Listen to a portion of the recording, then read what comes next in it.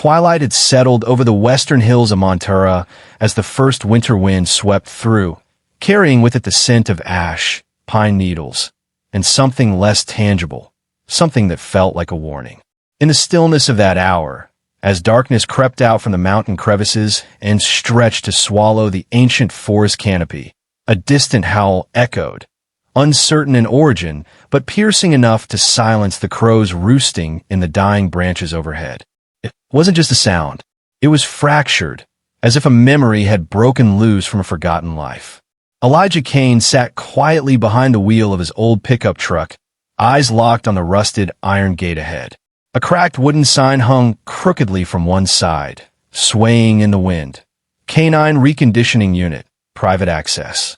The chains clinked dully, like shackles remembering something that had once lived.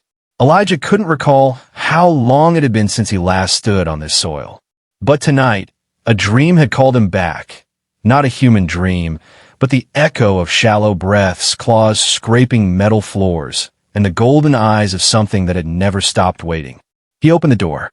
His boots sank into decaying leaves with a crunch that seemed too loud in the quiet. The faded army jacket over his shoulders carried the weight of time. The name Kane nearly worn away at the chest. He flicked on a flashlight. Its beams swept across crumbling brick, crooked walls, and rusted cages long since abandoned. Not a sound from the living, but this place had never truly been silent. Elijah walked slowly. He didn't speak, didn't call a name.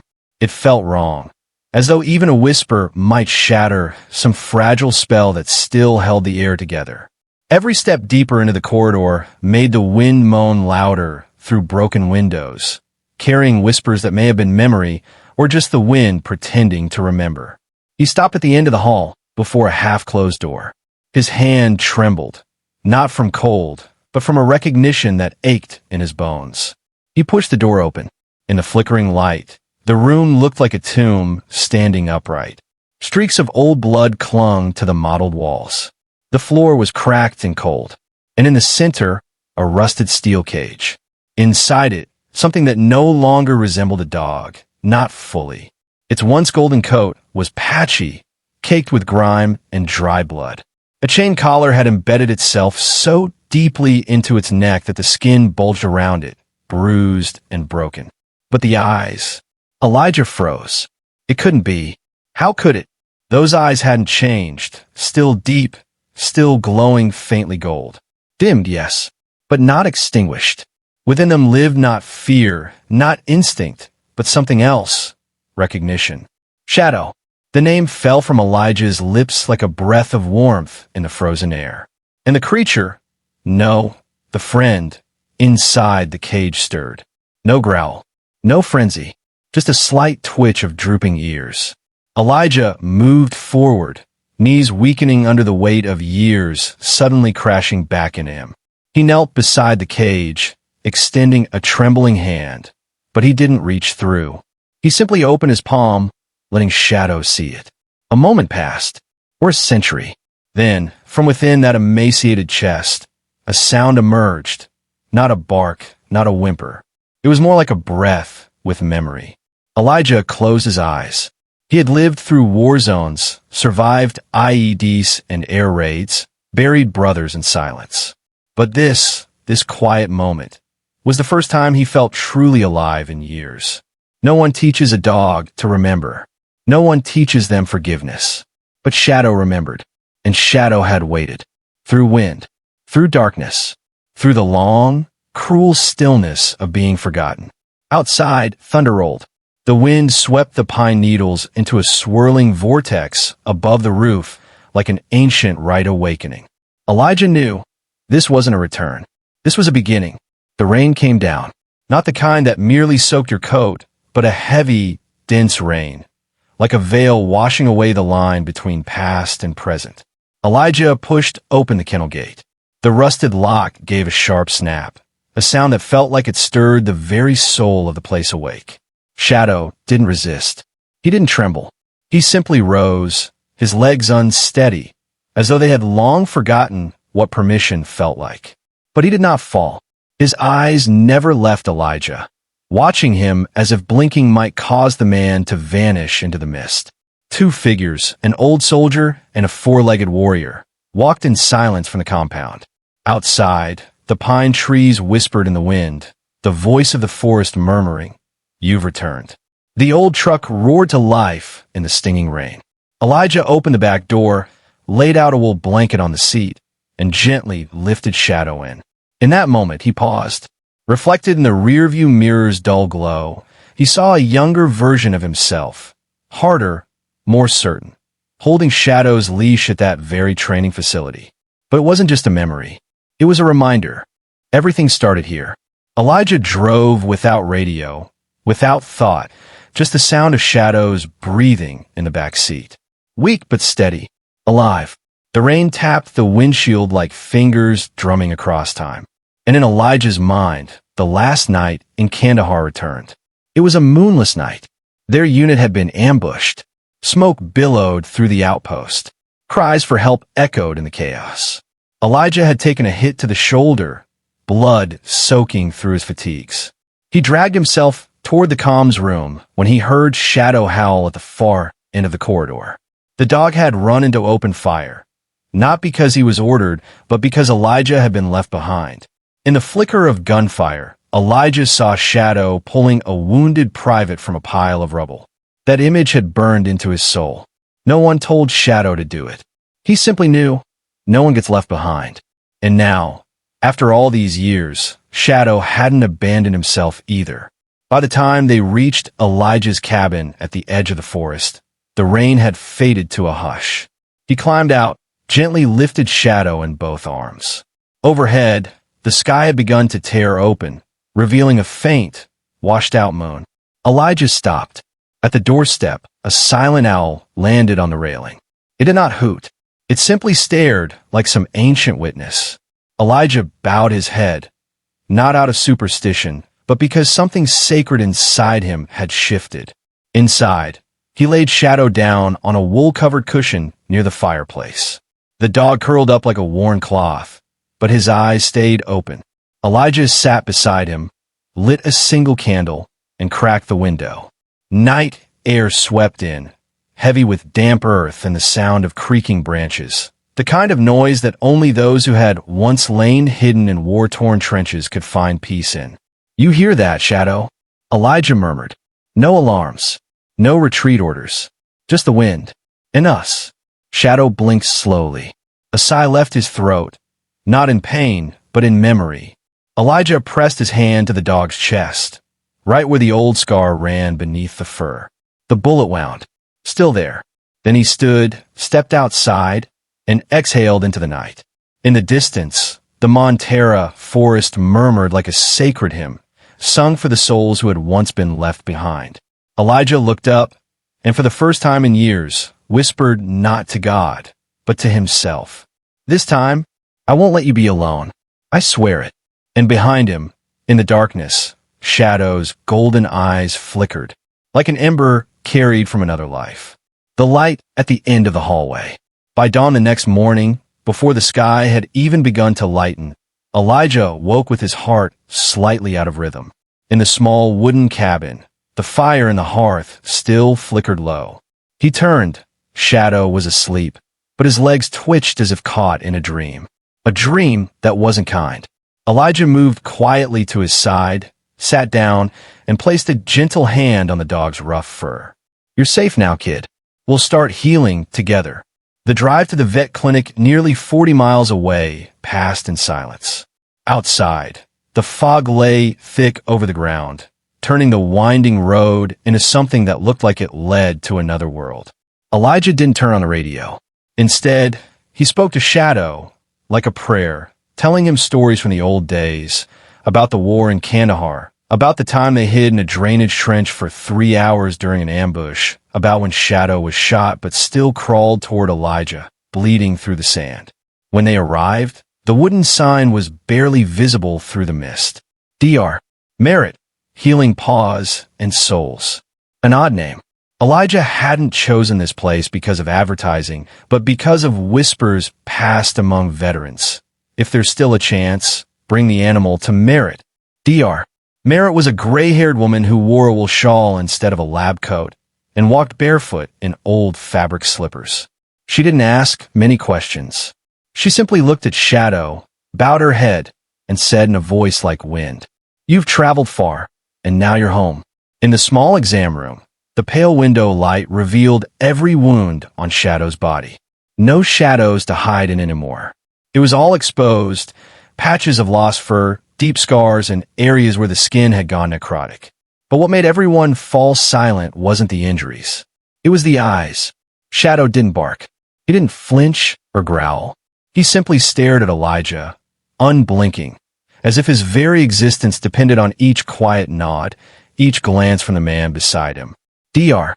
Merritt examined Shadow, not just with a stethoscope and ointments. She placed her hand on his head and closed her eyes.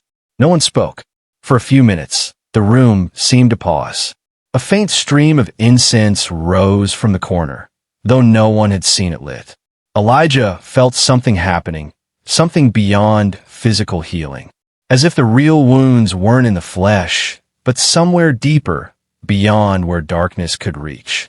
"He's alive not just because his body endured," Merritt said softly, "but because there was a call, something that reached him from the far side of silence. And that call was you." Elijah said nothing, but his eyes stung. He knew Shadow's wounds weren't just from torture, they were from being forgotten. The appointment ended, but what remained was a beginning. Merritt handed Elijah an old leather-bound notebook, not a prescription, but a recovery guide for a loyal soul. There were no dosages inside, only handwritten notes. Sit beside him 15 minutes each night without speaking. Let him sleep near a window with moonlight. Whisper his name whenever the rain begins. On the drive back, a soft rain began to fall. Elijah didn't use the wipers. He let the droplets blur the windshield, like a veil between the real world and memory. In the rearview mirror, he saw Shadow gazing out the side window, not sad, not alert, just peaceful, like an old warrior finally allowed to dream of home. The ember beneath the ashes. Night fell over the Montero woods like a thick blanket woven from wind and memory.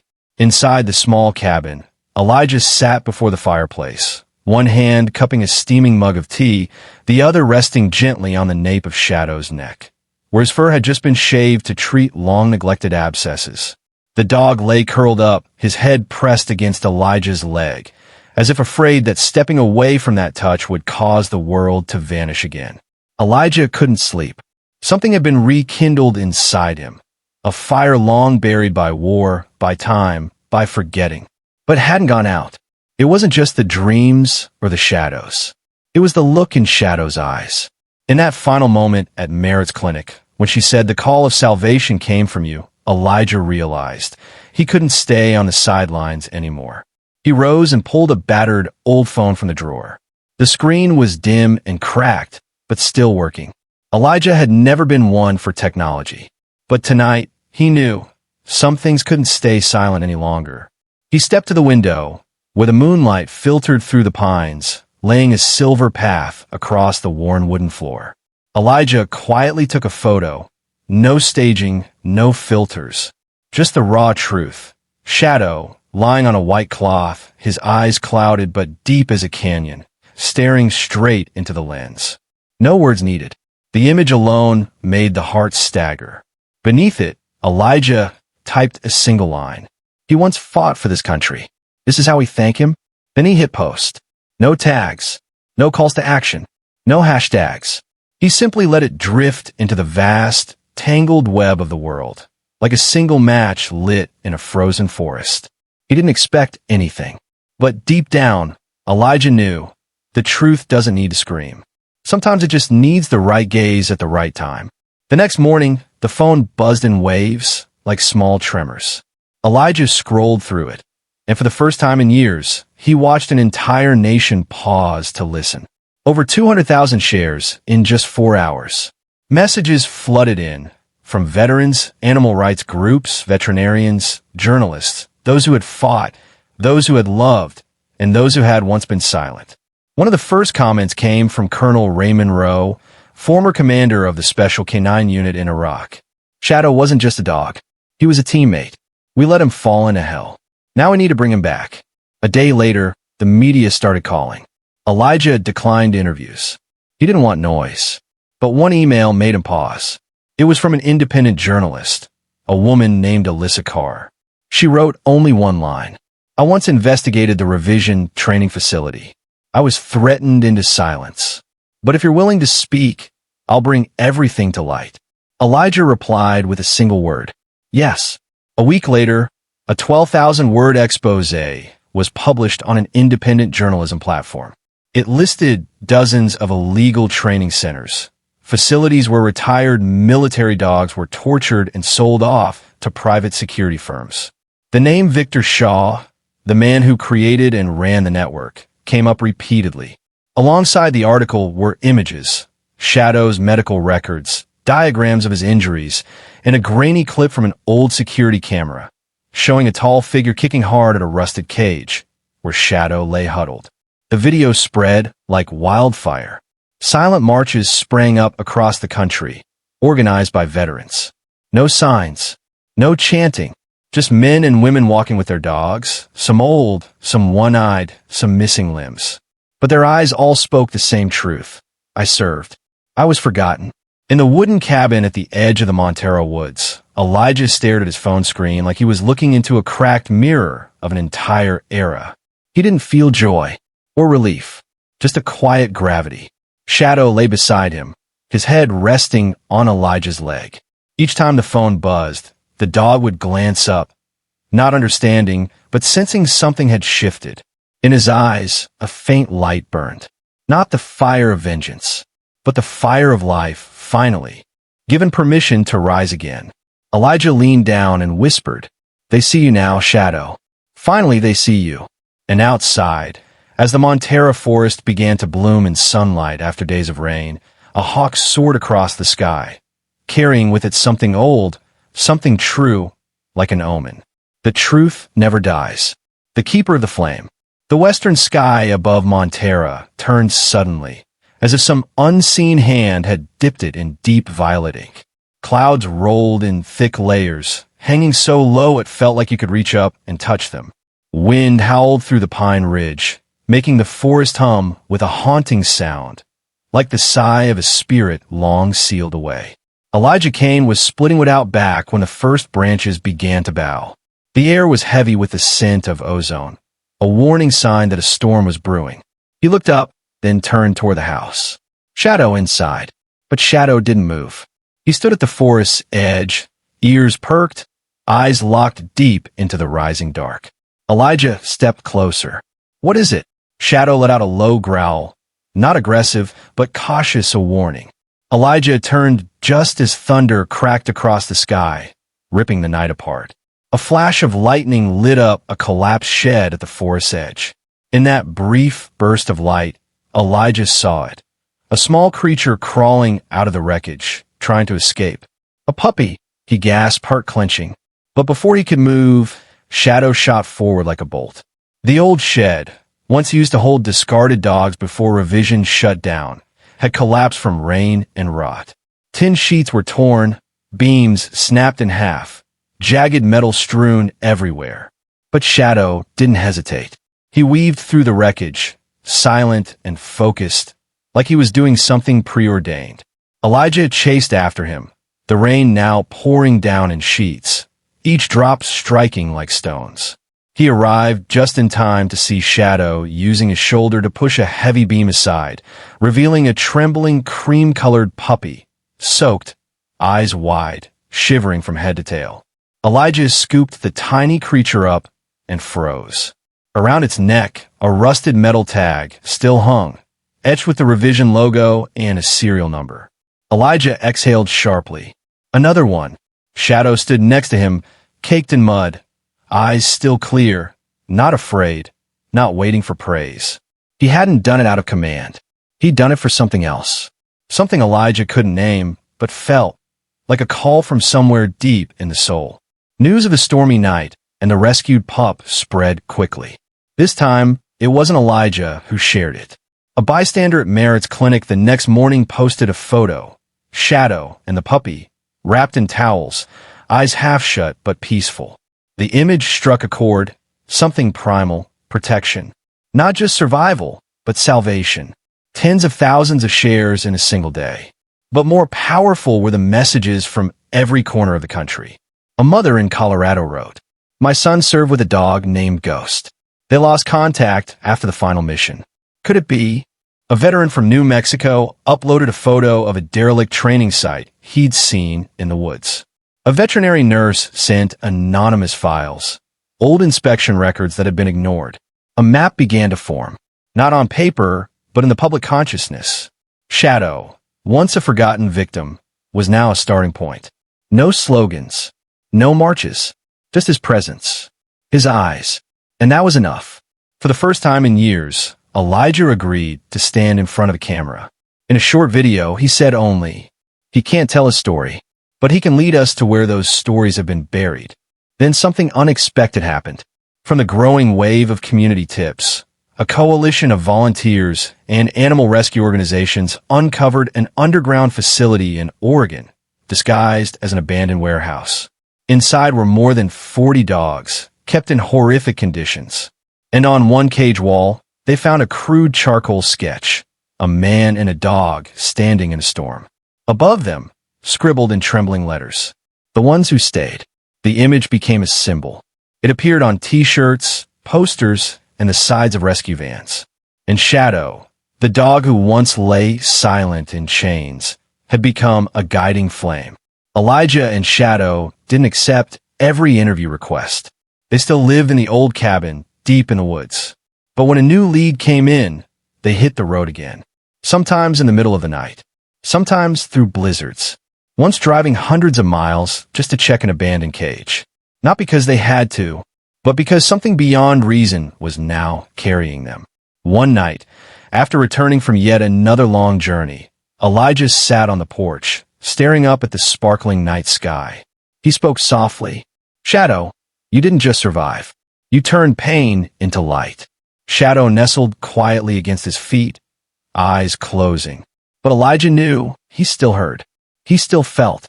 And the wind sweeping over the rooftop, chilly but full of life, felt like a gentle touch from those unnamed souls.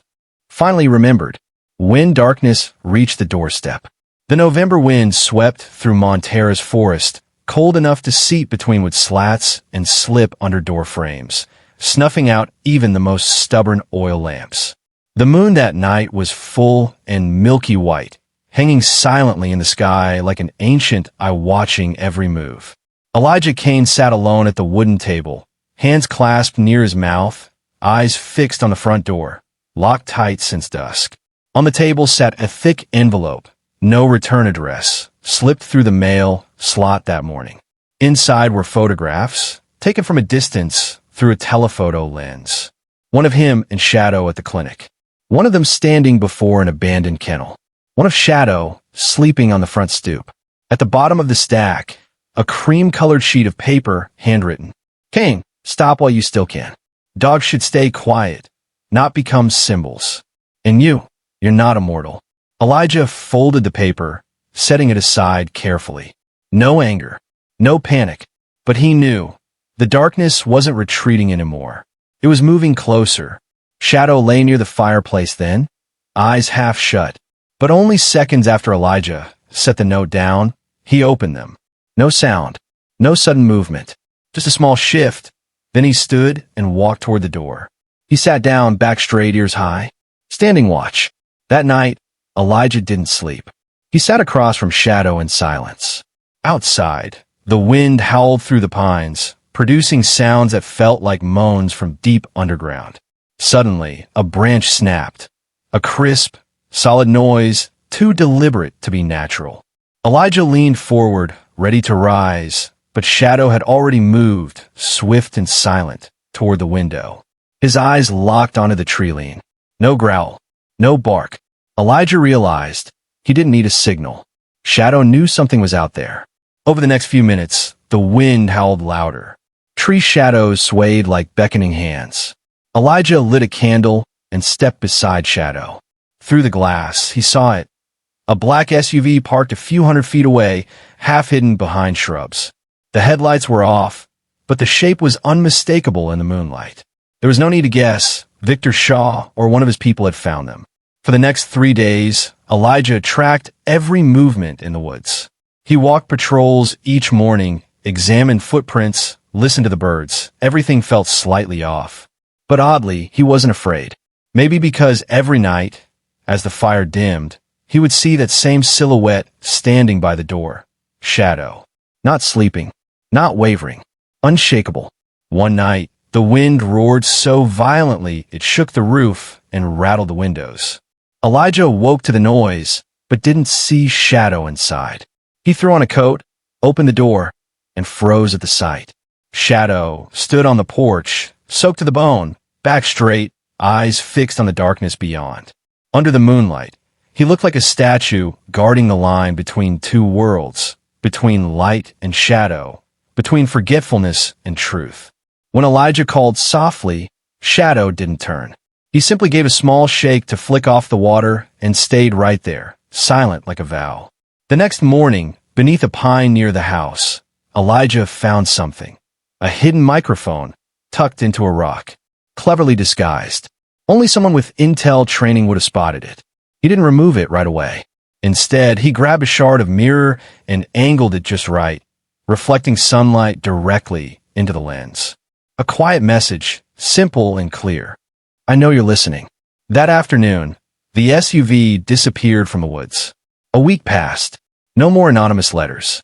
No more strange noises in the night. But Shadow still stood watch, never letting down his guard. Elijah asked him one night, "Don't you ever get tired?" Shadow simply looked at him, then rested his head on his front paws, as if to say, "I was trained to believe sleep is a privilege, not a choice."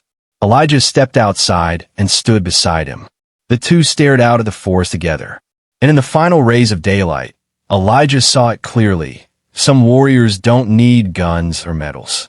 They fight by being present, by staying loyal through anything, and by believing, when the darkness comes, there will always be someone standing at the threshold, not for glory, but for a love that never ran dry.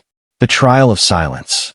The federal courthouse in Santa Rosa, California, a limestone fortress standing firm amidst the sun-stained city streets, had never seen a day like this. Hundreds lined up before sunrise, not to witness a high-profile political scandal or a financial takedown, but to see a witness who could not speak, yet carried an entire lifetime of resistance in his silent presence. On the courthouse steps, Elijah Kane appeared in a weathered, charcoal-colored suit, eyes dulled from sleepless nights, one hand resting gently on the neck of Shadow. The Malinois who walked beside him with quiet dignity, as though he'd once marched through unseen battlefields. As they entered, the crowd instinctively parted, not out of fame, but because of the unseen weight of truth they carried with them. The trial of Victor Shaw, the man behind the brutal training network known as Revision, began with the usual coldness of modern courtrooms. Pale fluorescent lights, polished wooden benches, and the dead-eyed gazes of opposing attorneys. But when the video began to play, the room changed. It was old footage from a grainy camera, sent anonymously by a former staffer, capturing the night of the storm. Shadow pushing a wooden beam aside to rescue a whimpering puppy from the wreckage, then curling protectively beside it like a sentinel guarding a fallen comrade. No music, no editing, just raw footage, and a look in Shadow's eyes as he lifted his head to the camera, staring straight through the cage bars. No one in the courtroom spoke. The judge, known for his strict demeanor, quietly removed his glasses. A juror, an older woman who had once been an army medic, wiped away tears. A journalist set her pen down and scribbled just 2 words in her notebook. The look. Elijah was called to the witness stand, but he didn't speak about himself. Not the threats, the long journeys, or the sleepless nights. He simply told a story from Kandahar, over a decade ago, when he was severely wounded during a raid and believed he wouldn't make it out alive. "He didn't leave me," Elijah said, nodding to Shadow.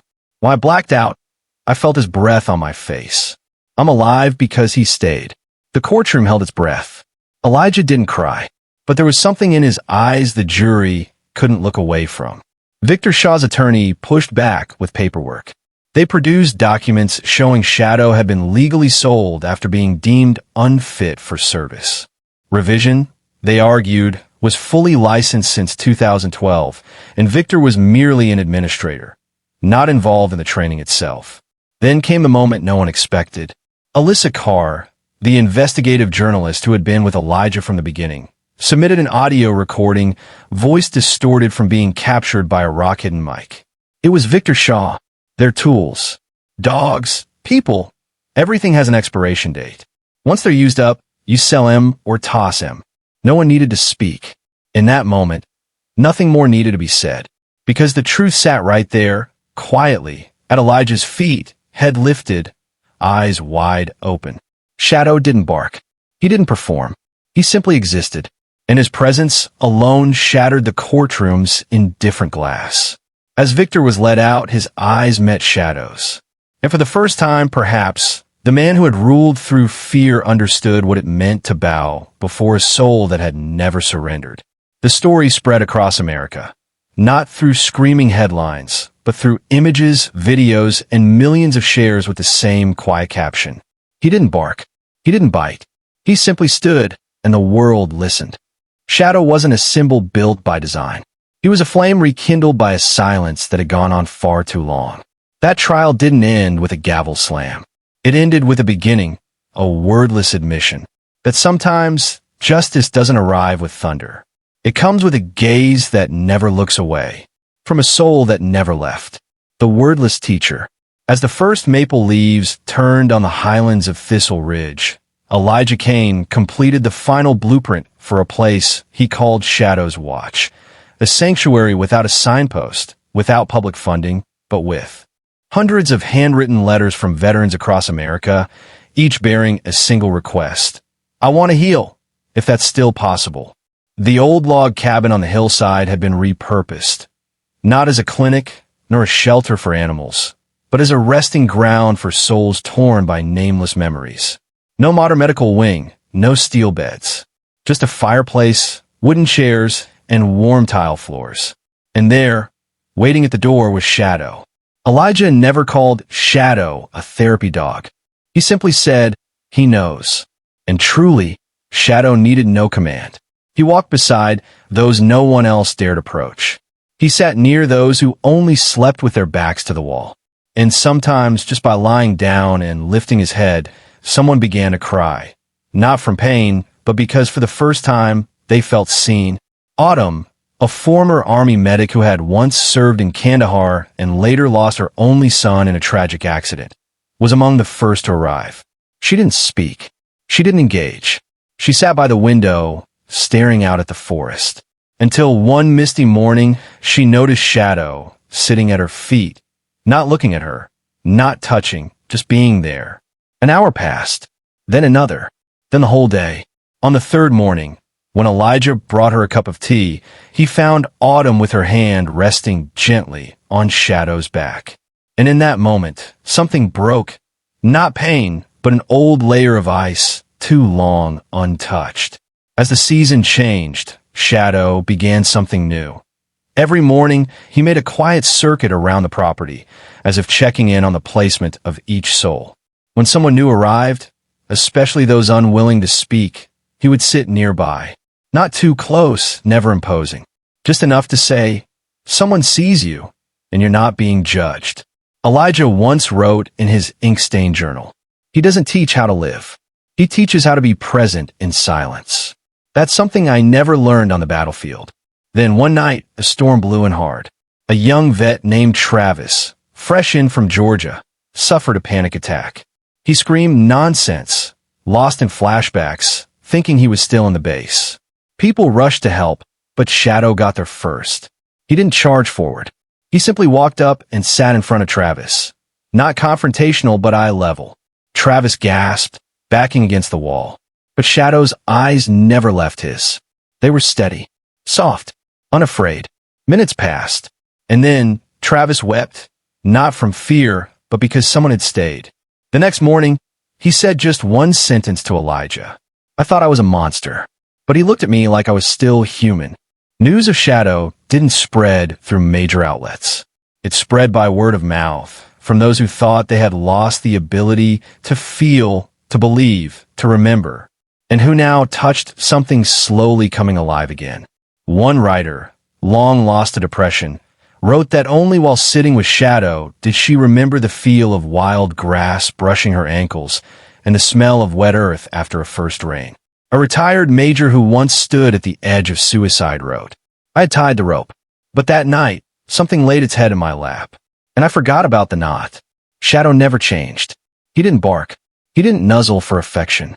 But everywhere he walked, it was as though he carried warmth people didn't know they had lost until they felt it again." Elijah, now fully silver-haired, had brighter eyes than ever. He no longer needed a fight, no longer wrote exposés or sent reports. He simply stayed with Shadow, tending to a quiet fire that burned on. And every evening, as the sun filtered through the oak trees, the two of them sat together. No words, because everything worth hearing had already been said, in the way a once-forgotten soul learned to stay beside another, not to save them, but simply to remain.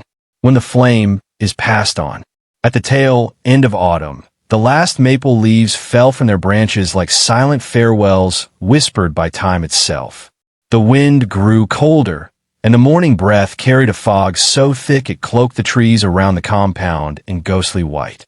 Elijah began lighting the fire earlier than usual, and Shadow, though growing frail, still managed to sit by the window each morning, his gaze fixed on the dirt path stretching eastward. Then, one evening, with the sunset still clinging to the ridge, a small truck pulled up. From its bed, they lifted a young Malinois, thin, bristled, his eyes wild and guarded. Around his neck were scars from chain restraints. The man who brought him said only, "His name is Ash. We couldn't get through to him, but if there's something here, it's worth a try." Ash was placed in a separate kennel, but that very first night, he broke the latch, not to run, but to find the darkest corner, curl up, and vanish into silence. Elijah wasn't surprised, but Shadow, hearing the faint scrape of claws against wood, rose from his bed. Not quickly, not aggressively, just slowly, deliberately, like an old soldier approaching a frightened recruit. For days, Ash growled at everything. Elijah kept his distance, but Shadow followed, never too close, never staring. Just enough so that Ash always knew someone was there. One rainy day, Ash hid beneath the awning. Shadow, his steps heavier now, laid down 1 meter away, letting the rain soak through his fur. Elijah saw it, but said nothing. He knew the most important lessons are never shouted. On the 7th day, Ash began to eat when Shadow was nearby. Then, the next morning, he edged toward Shadow's dish, nudging it lightly with his nose. Shadow didn't react. He simply yielded part of the food, then lay down and turned away. In that moment, Ash was no longer a panicked creature. He was a soul being invited to sit by the fire. But at the same time, Elijah noticed something else. Shadow was slowing down. He slept more, moved with the care of old bones reliving their every memory. One morning, Elijah found him unable to stand, only lifting his head to look toward the door. Yet his eyes were still sharp, still alert. Not tired, not sad, just aware, as if counting his final days, waiting for the right moment. And Ash began to change. No more growling. At night, he slept by the hearth, eyes always turned toward Shadow.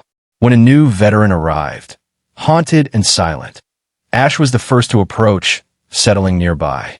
Elijah watched this unfold like a sacred rite. He didn't interrupt, didn't interfere, because he understood some flames are passed not through words, but presence. Then one early morning, so foggy you couldn't see 3 steps ahead, Elijah made tea and walked toward the window, where Shadow always sat. But he wasn't there. Elijah stepped quickly to the porch, called out, softly like breath. No reply. He followed the familiar trail into the woods, the one Shadow often led newcomers along. And by the small lake, its surface still as glass, sliced by mist, he saw 2 shapes. Shadow lay down, his head raised. Ash sat beside him, motionless. Elijah approached slowly. Shadow turned his head, meeting Elijah's eyes one last time. Not in farewell, but in offering. As if saying, "It's done. The fire is kept." Then he closed his eyes. No trembling. No sigh. Just silence. Full and complete. Like the final leaf falling into the lake, sending out one soft ripple before disappearing. Ash didn't move. Elijah sat down beside them, placing a hand on Shadow's back, cold, but not stiff. A breeze passed through, and he thought, maybe souls don't vanish. They just change their place. That evening, the camp was silent. No one spoke. But when dusk brushed the mountain, Ash rose, walked the perimeter of the compound, stopping in front of each cabin door as if checking in, then returned to sit by the fire. Elijah stood on the porch, watching the sky turn, then wrote a single line in his notebook. We don't get to choose when we go, but if we've passed on what must be kept, then leaving is just another way of staying. The immortal guide. The first winter without Shadow came quietly, like a requiem that didn't need music. The trees around the camp shed their leaves early, the wind colder, but not the stinging kind of loneliness. It was a silence that settled gently, like an absence that was being honored. Elijah didn't build a gravestone. He simply laid a flat stone by the lake, where Shadow had closed his eyes for the last time, and carved one line. Here his soul stayed. No name, no birth year, no date of death, because he understood what truly endures doesn't need to be marked by time. But the world beyond didn't stay quiet for long. A volunteer had once filmed a brief moment. Shadow standing among rescue dogs during a post-storm cleanup, gazing straight toward the woods. There was no narration, just that gaze through dust and debris, piercing the screen like an unbroken breath. A journalist later wrote, "It wasn't just a dog. It was a message." That video spread nationwide, and no one expected what came next. 2 weeks later, the U.S. House of Representatives issued an emergency amendment to the Service Animal Protection Act, formally recognizing military dogs as veterans with rights to care, protection, and dignity. No longer would they be considered disposable property. During the vote, one congressman held up a USB drive with a clip of Shadow and said, "We speak loudly of compassion, yet remain silent as our quietest comrades are discarded like junk. If a creature who never spoke a word could move millions, then maybe we should take a good look at ourselves." The bill passed unanimously. Shadow's watch quietly became a model. Dozens of affiliated centers sprang up across America, from Colorado to Maine. At each one, they didn't hang photos of Shadow like a badge. Instead, they painted a line from Elijah's journal on the walls. He did not heal with words, but by being there. Ash, now fully grown, took over welcoming newcomers. But he didn't imitate. He had his own style, a bit more bold, loved to run, sometimes barked playfully at new arrivals, then wagged his tail. But one thing stayed the same. Every night he sat by the lake, looking toward the forest, as if waiting. Elijah aged faster after Shadow was gone. He wasn't bitter. He didn't mourn out loud. But one night he wrote, "I didn't lose a friend. I witnessed a flame find its wind to light places I could never reach." And then, on a soft snow morning, Elijah didn't wake up. They found him in his small room, notebook still in hand, the candles still lit. Ash, somehow knowing, had stayed curled beside his bed all night. There was no grand funeral. But the people who'd once been saved, who'd clawed their way back from the edge, came quietly to Thistle Ridge like a silent river. A woman placed an old leash beside the lake stone. A soldier laid a purple heart medal there. A child, who hadn't spoken in 3 years, whispered, "He was the first to believe I wasn't broken." But what truly kept the legend alive wasn't the stone, or even the law. It was a small, grainy clip, barely 30 seconds, filmed by accident one pale winter afternoon. Ash stood on the ridge trail looking out. He paused, lifted his head, and at the edge of the mist, just beyond the trees, something moved. A blur, a whisper, a shape barely seen, and then it was gone. No one could prove anything. But many said that in that frame, Ash's eyes didn't show fear. They held peace, as if he was nodding. "I see you. You're still there." Shadow doesn't live in memory. He lives in action.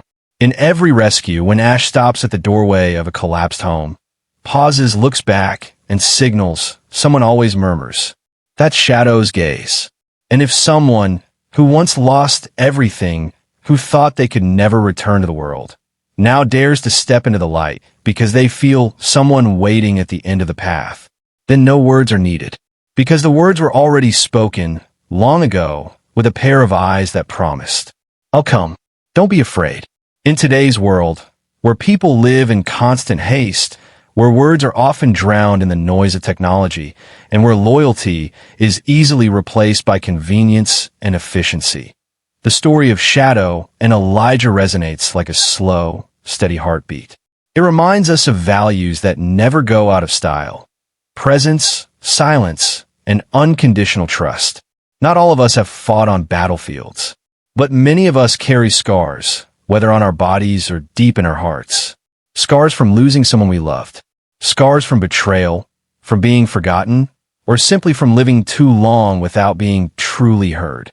And amid all the therapies, advice, and digital solutions, sometimes the thing that saves us is the simplest of all.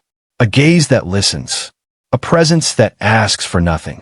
A creature, though unable to speak, who still teaches us how to be human.